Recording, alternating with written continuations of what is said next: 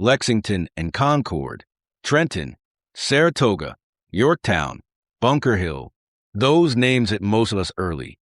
The way a few bold headlines can make an entire war feel like it happened at a handful of famous crossroads. But revolutions don't only turn on the big, clean moments.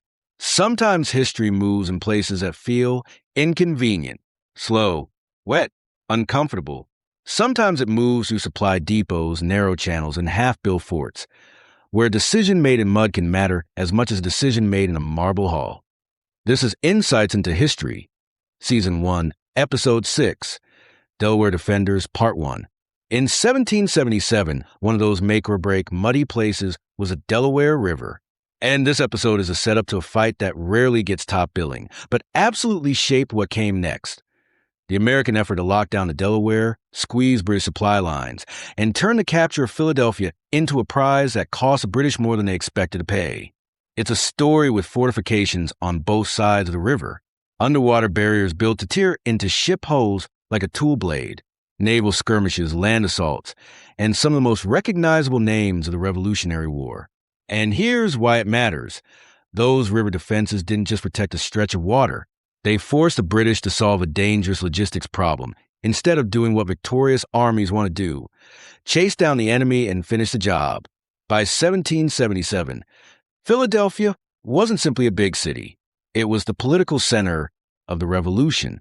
The Second Continental Congress met there. The place carried legitimacy.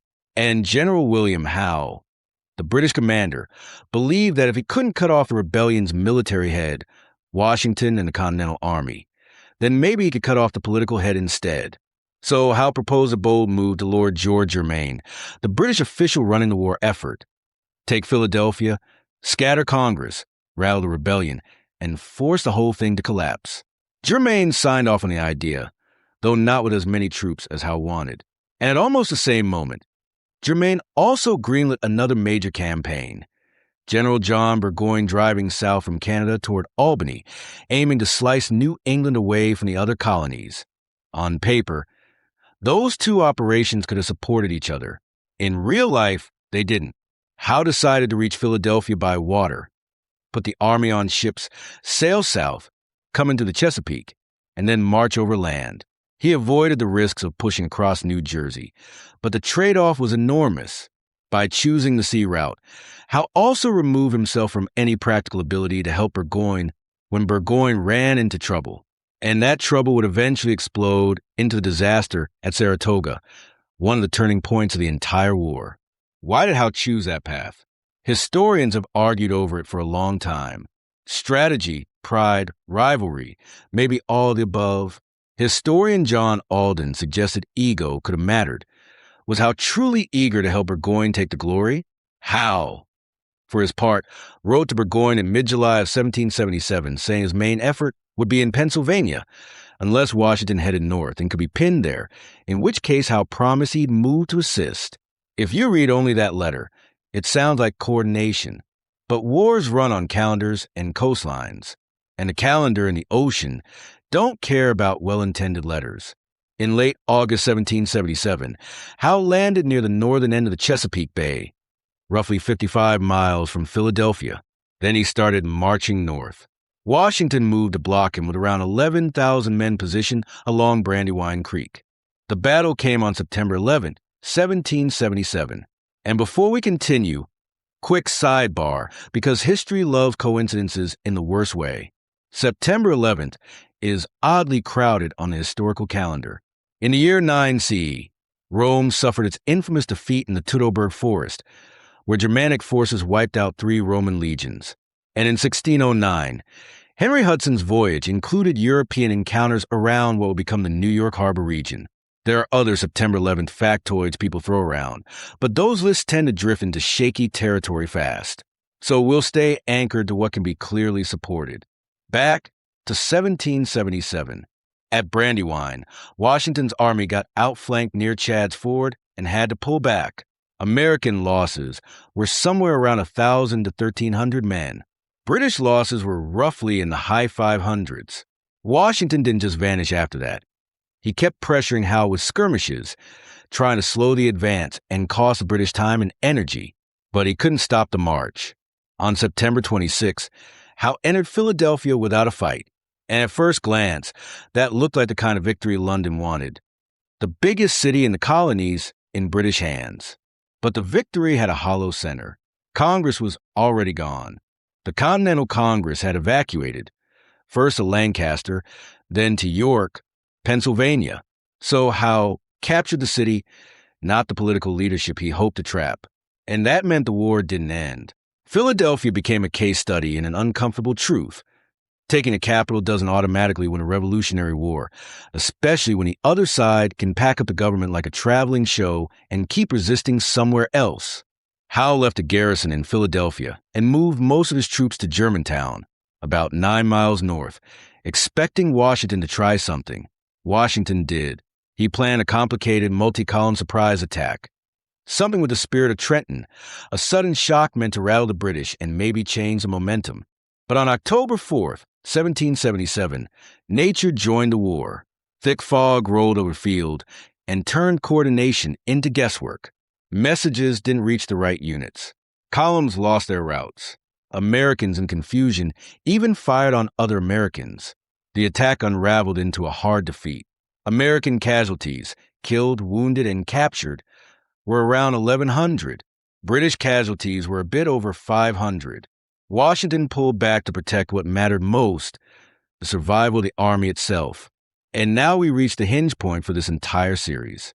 In a different war, that might have been a moment the victorious British commander chased Washington, pressed the advantage, and tried to end it. Howe didn't, because a different emergency was waiting for him, the Delaware River. Think about what Philadelphia is geographically. It's a city that eats and breathes through the river system around it. The British held the streets and buildings, but they didn't automatically control the supply artery that made holding the city practical. South of Philadelphia, the Americans had built a layered defense across the Delaware.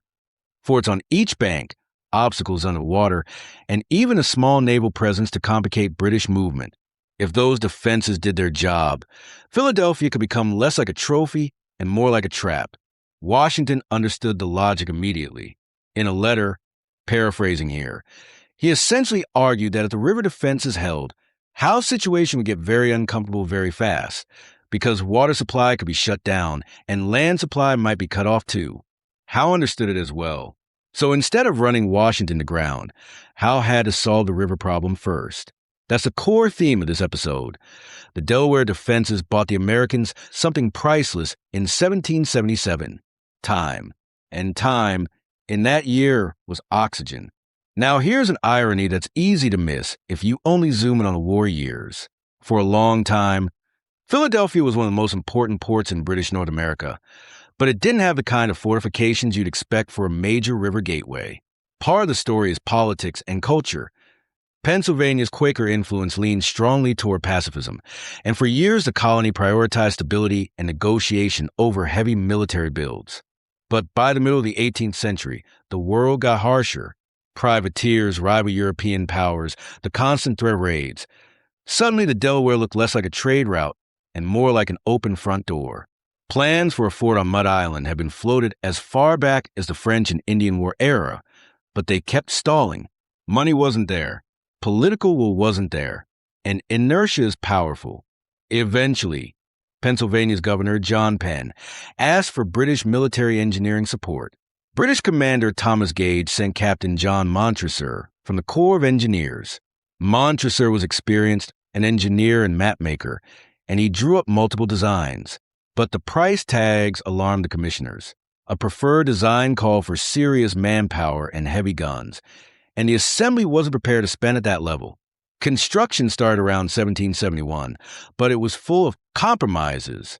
Montresor, frustrated, eventually stepped away. The project slowed and then stalled. And then the revolution forced the issue. By 1776, the security situation around Philadelphia changed overnight. The city's Committee of Safety, associated with figures like Benjamin Franklin, revived the effort and pushed it toward completion. The fortified position on Mud Island became Fort Mifflin, one of the two clenched fists that would aim at the river channel. The other fist rose on the opposite bank in New Jersey, Fort Mercer at Red Bank. Fort Mercer was built as an earthen fortification on high ground overlooking the Delaware. Its early design is often credited to Tadeusz Kosciuszko, the Polish engineer who joined the American cause and helped shape several key defenses in the war.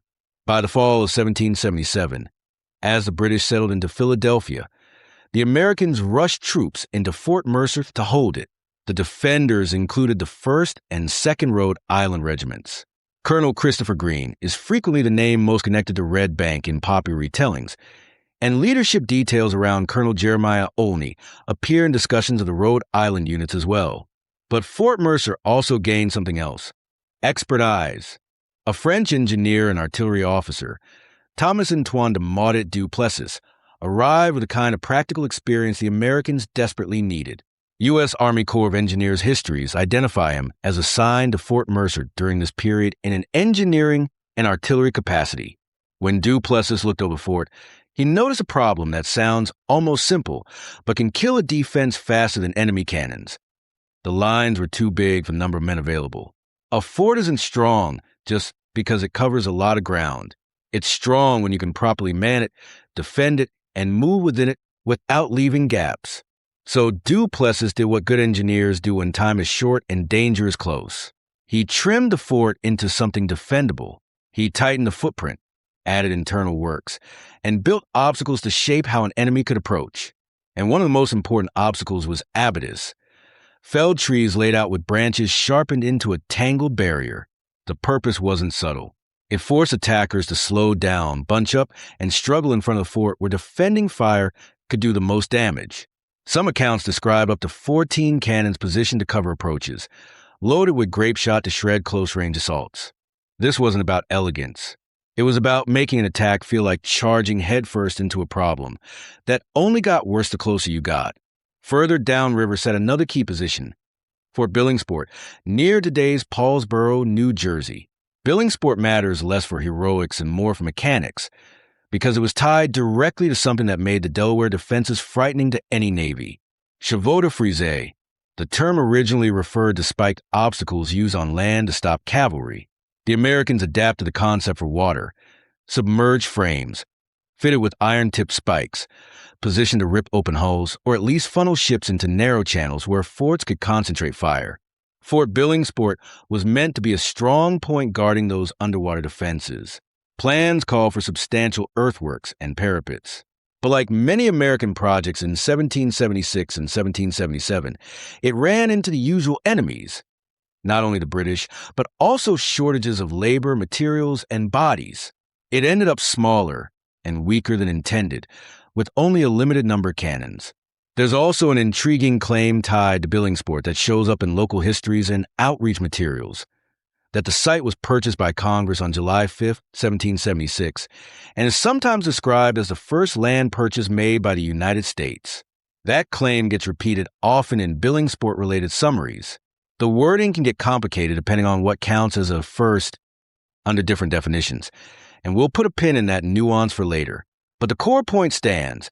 Billingsport held a position in the river defense network that mattered far beyond its size. By late 1777, the British held Philadelphia, but the Americans had built a chokehold on the Delaware. The blockade system wasn't one fort. It was layers: 3 forts and 3 lines of river obstacles working together. One line of chevaux de frise sat at Marcus Hook.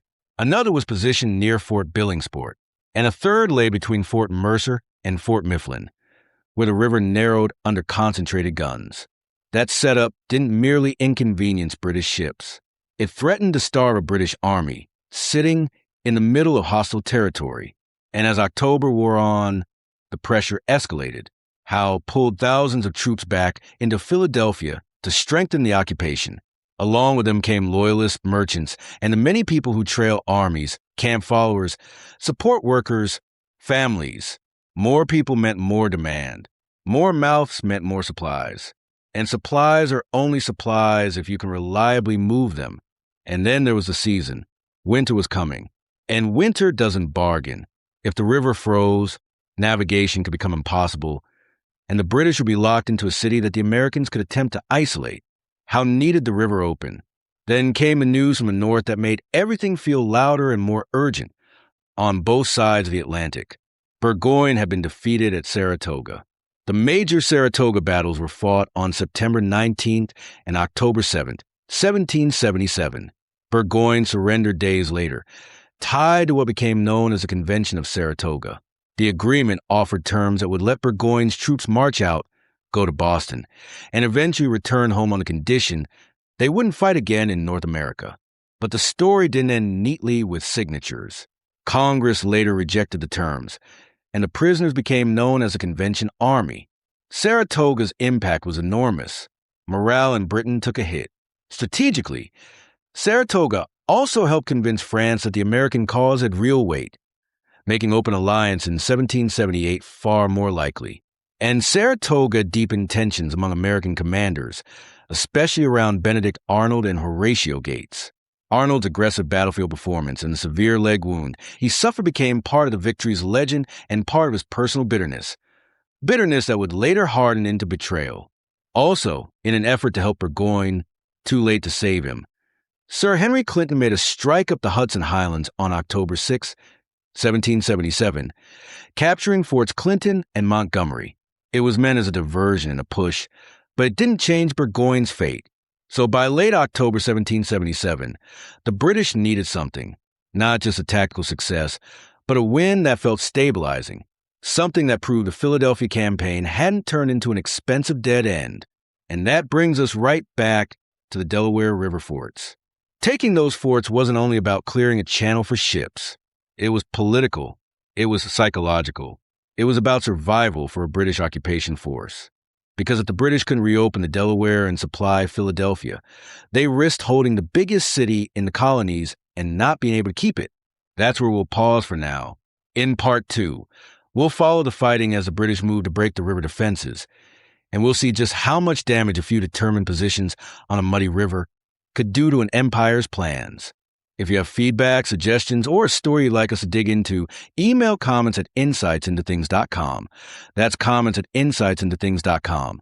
You can also call 856-403-8788. That's 856-403-8788. Leave a voice message, and if you'd like, we may include it in a future episode. Again, that number is 856-403-8788.